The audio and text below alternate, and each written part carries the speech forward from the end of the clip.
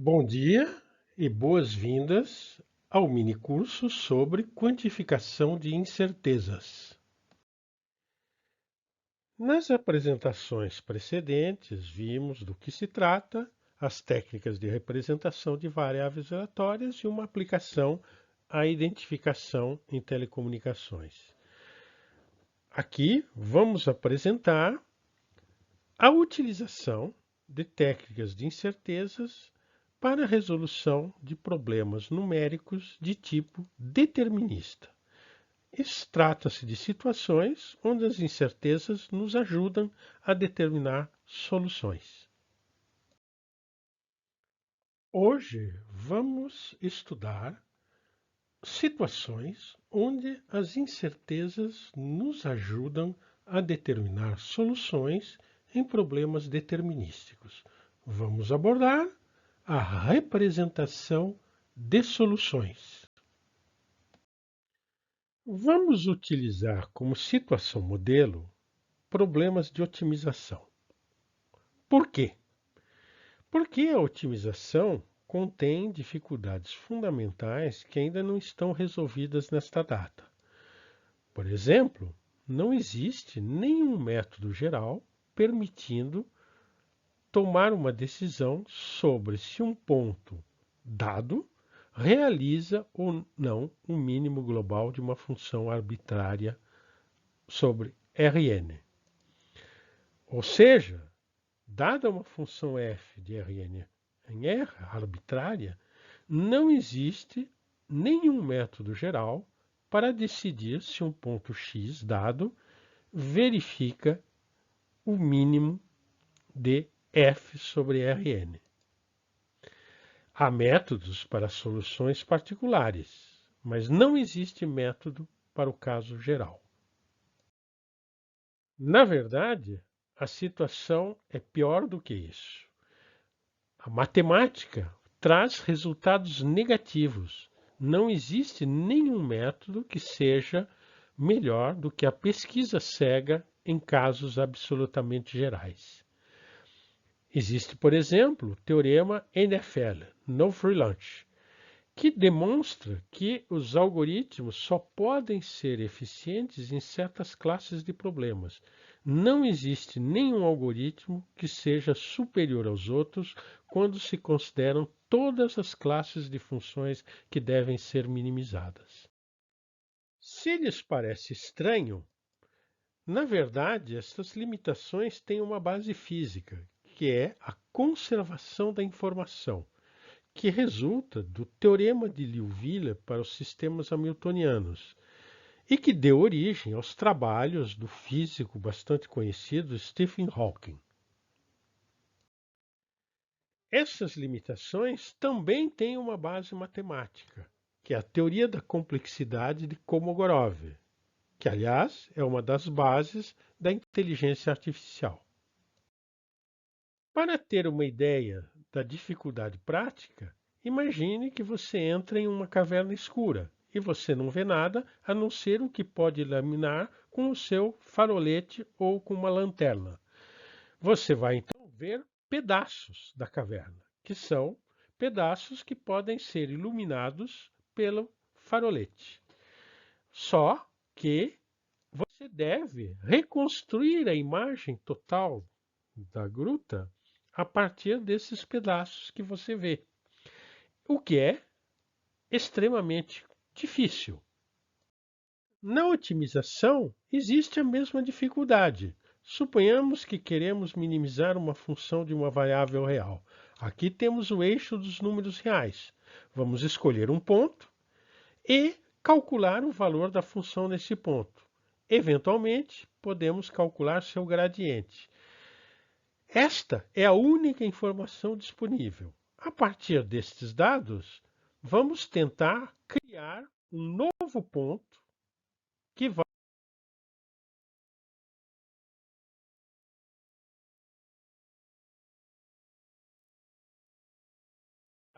nos dar outra informação sobre o gradiente e sobre o valor da função. E vamos assim construir uma sequência de pontos que vão constituir nossa imagem iluminada da caverna, pedacinho por pedacinho.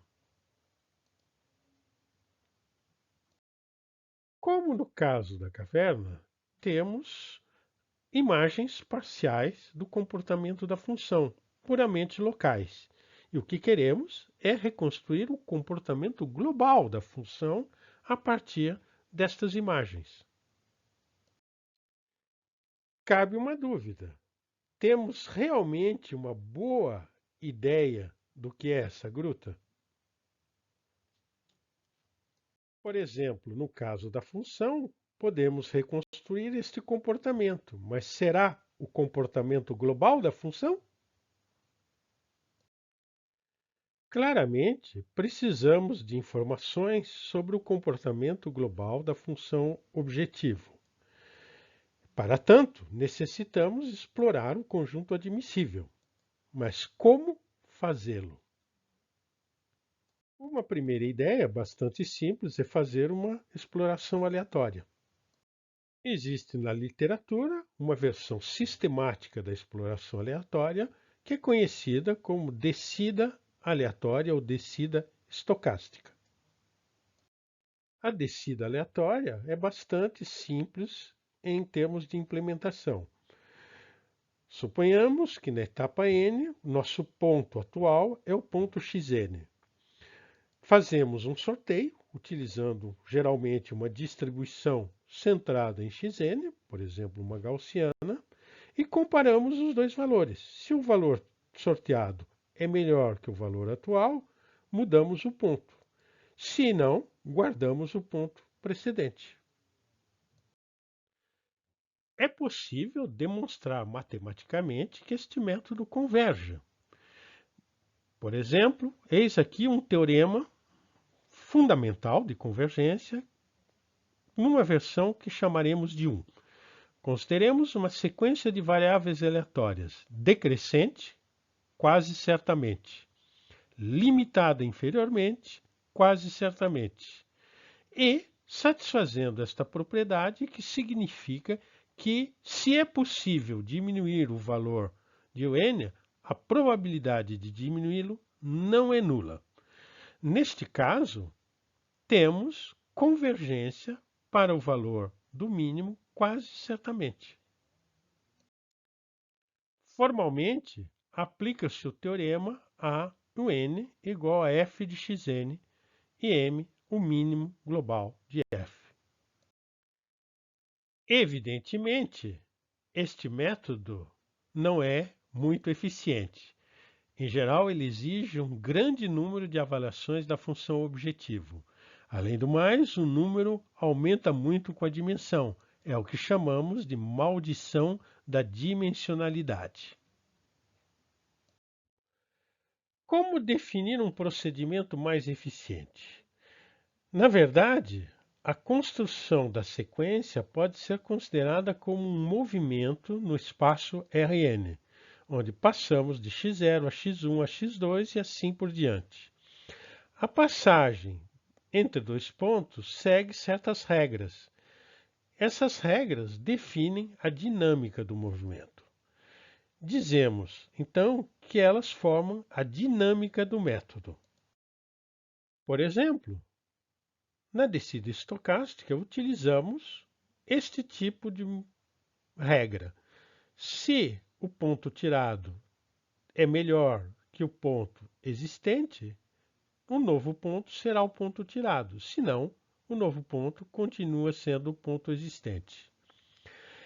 A dinâmica é definida desta maneira. Escolhemos entre xn e tn o ponto que tem o melhor valor de f. E escrevemos xn mais 1 igual a v de xn tn.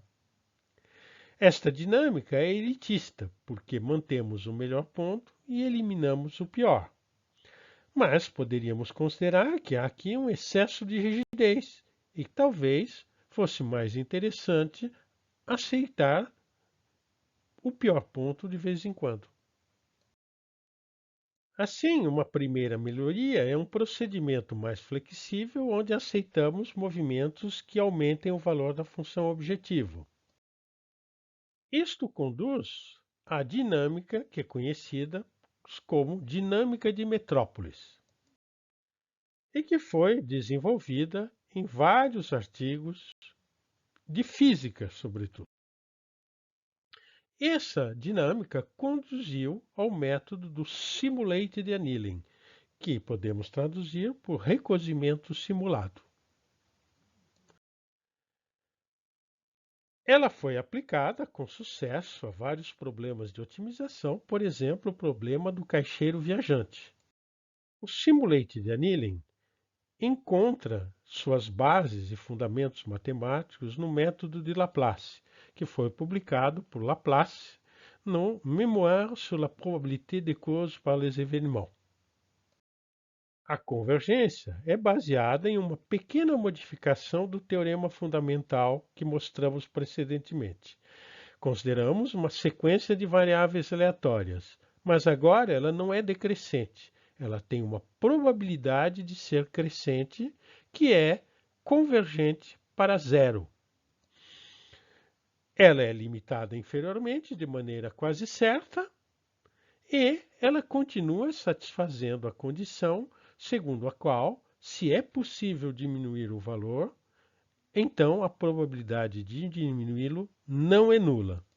Neste caso, temos mais uma vez convergência quase certa da sequência de variáveis. Isto conduz a um tipo de dinâmica. Se o ponto sorteado melhora o valor de f, o guardamos. Se não, não vamos rejeitá-lo imediatamente.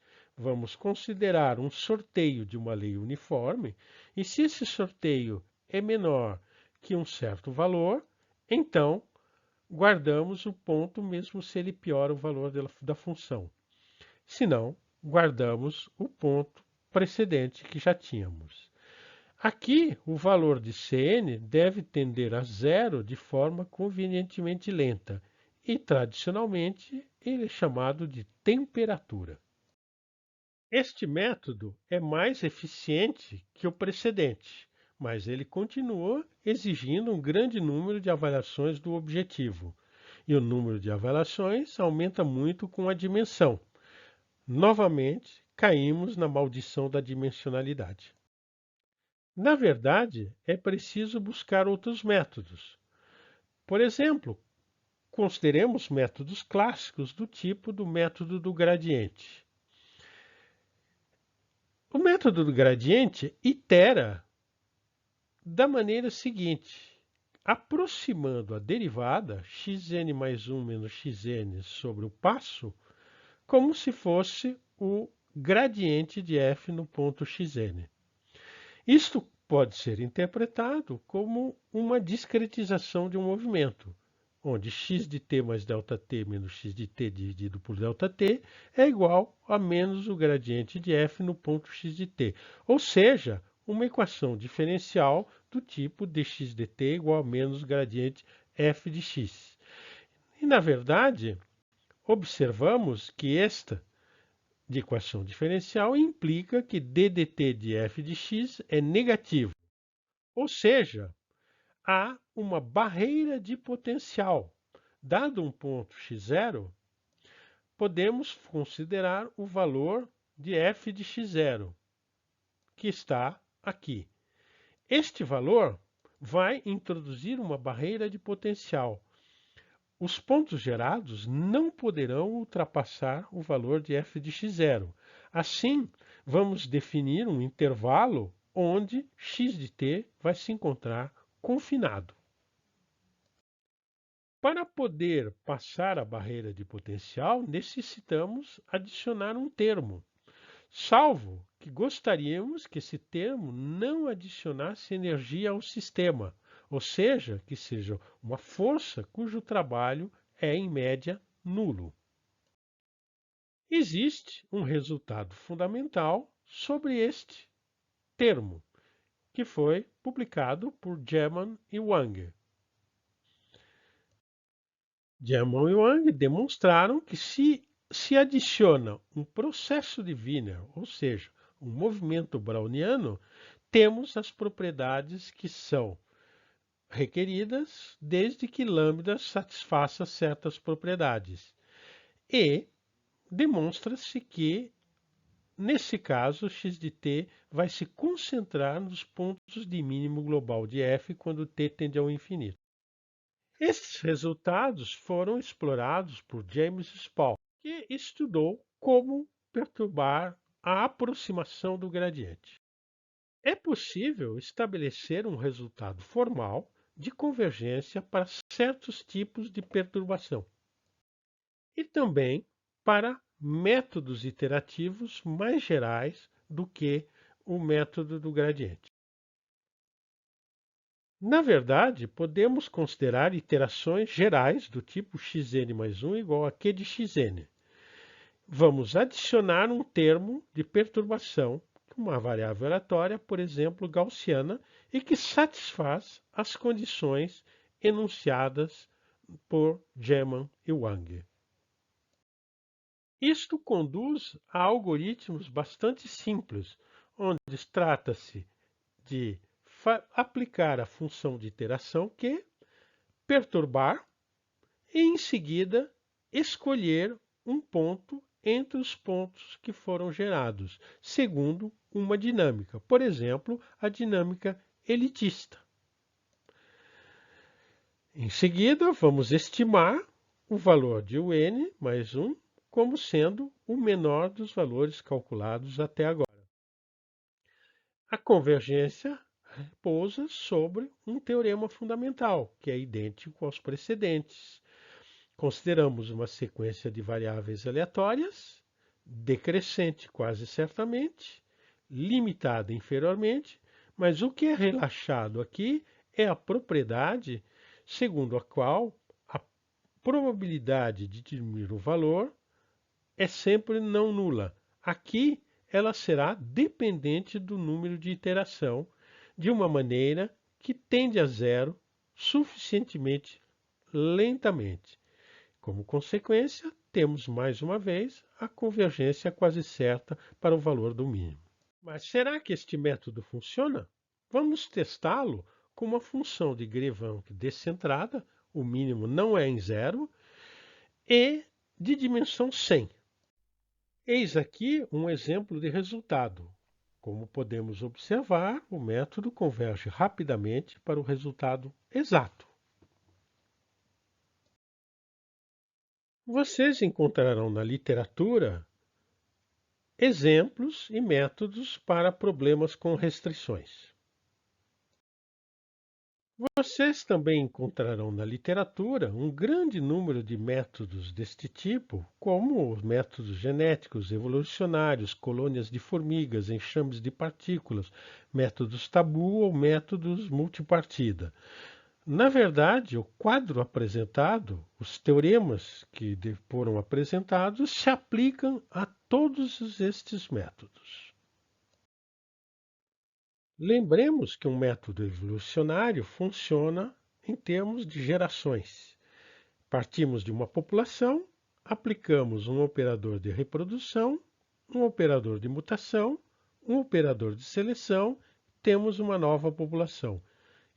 Este ciclo define uma geração. Assim, os métodos evolucionários são baseados em 3 regras. Uma regra que parte de uma geração dada na etapa N.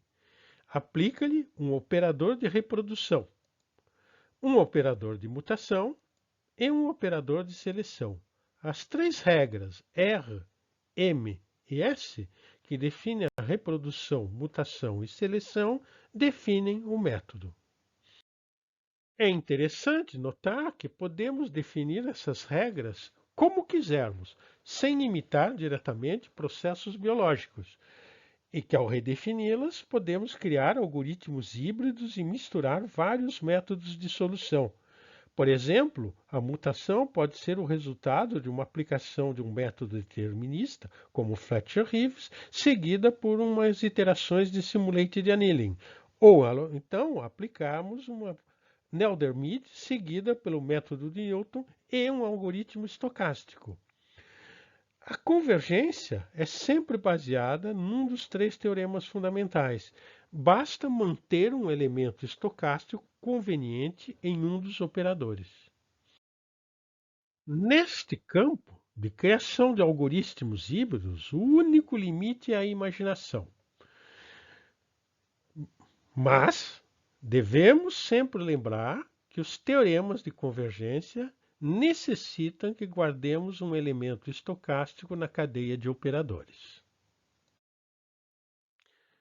Falando em imaginação, lembremos de Martin Pincus. Martin Pincus teve imaginação suficiente para construir uma fórmula de representação dando as soluções de problemas de otimização. É possível generalizar a fórmula de Pincus da maneira seguinte: o ponto de mínimo global de uma função f é o limite, quando lambda tende para infinito, da média de yg de lambda f de y dividido pela média de g de lambda f de y, onde g é uma função regular, estritamente positiva sobre C, nula no exterior de C e estritamente decrescente para todo lambda positivo. Esta fórmula é utilizada para determinar pontos iniciais nas iterações de descida. Ela pode ser aplicada em dimensão infinita, onde as incógnitas são funções. Para aplicar esta fórmula, basta considerarmos um número finito de sorteios e calculamos a média ponderada, cujos pesos são g de lambda f de xi. Vemos aqui exemplos de aplicação em dimensão infinita. Por exemplo, minimizamos a energia de uma viga em flexão e obtemos a solução exata da viga, do problema da flexão da viga. Aqui, resolvemos o problema do Brachstockhorn. É possível encontrar muitos outros exemplos de aplicação desta fórmula na literatura. É interessante notar que existem outras fórmulas de representação. Uma bem conhecida é a fórmula de Cauchy para representar a derivada de uma função analítica. Nós podemos, então, determinar o valor da derivada utilizando uma discretização desta integral. Este método de cálculo existe no software Matemática. Existe outra fórmula para calcular derivadas, que é a fórmula CSD, Complex Step Derivative, que é implementada em vários softwares. Os processos estocásticos também podem ser utilizados para representar soluções de equações diferenciais. Por exemplo, quando consideramos uma equação do tipo laplaciano, podemos representar a solução sob a forma de uma média, de uma integral calculada sobre processos estocásticos. A implementação desta fórmula é bastante simples em realidade. Basta simular uma marcha aleatória partindo do ponto onde queremos calcular até o momento onde ela atinge a fronteira da região. É possível encontrar na literatura extensões desse tipo de fórmula para equações parabólicas, por exemplo, a equação do calor, para equações hiperbólicas e para situações não lineares. Em conclusão, as incertezas podem ser, na verdade, úteis para a resolução de problemas deterministas. Vimos aqui alguns exemplos de utilização. Existe uma grande literatura sobre este tema que você poderá consultar. Muito obrigado.